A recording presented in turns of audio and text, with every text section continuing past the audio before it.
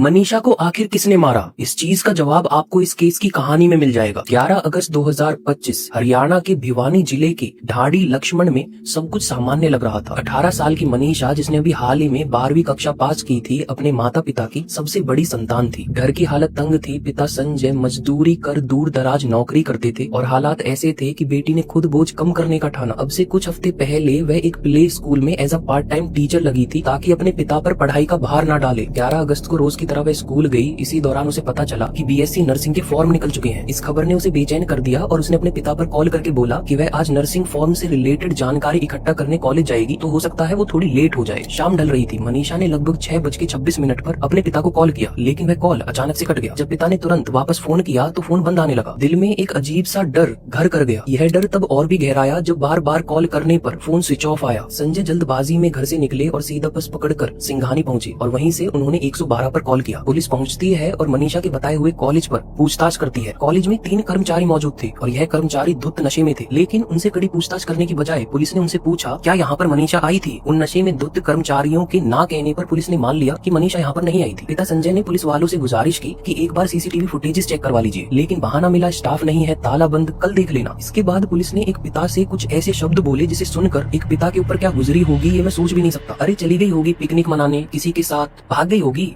2-4 दिन में शादी का कार्ड लेकर खुद आ जाएगी। मतलब ये तो तरीका है पुलिस वालों का बात करना। बाहर के देशों में और हमारे देश में यही तो फर्क है। बाहर के देशों में पुलिस ऑफिसर से सेफ फील होता है, लेकिन इंडिया में पुलिस ऑफिसर से डर लगता है, क्योंकि सबको पता है एक नंबर के करप्टेड लोग हैं। अब सोचो एक गरीब आदमी इन्हें पैसे कहाँ से दे। रात बीती, 12 अगस्त को भी ना कोई कार्रवाई ना कोई खोज। रिपोर्ट आखिरकार देर रात में जाकर दर्ज हुई। अब सोचो अगर पुलिस उसी वक्त मनीषा के कॉल को ट्रेस कर लेती या फिर कॉलेज कर्मचारियों के ऊपर प्रेशर डालकर सीसीटीवी फुटेजेस निकलवाती तो शायद मनीषा मिल भी जाती। 13 अगस्त 2 दिन हो चुके हैं पुलिस की लापरवाही को। एक किसान खेत से गुजर रहा था।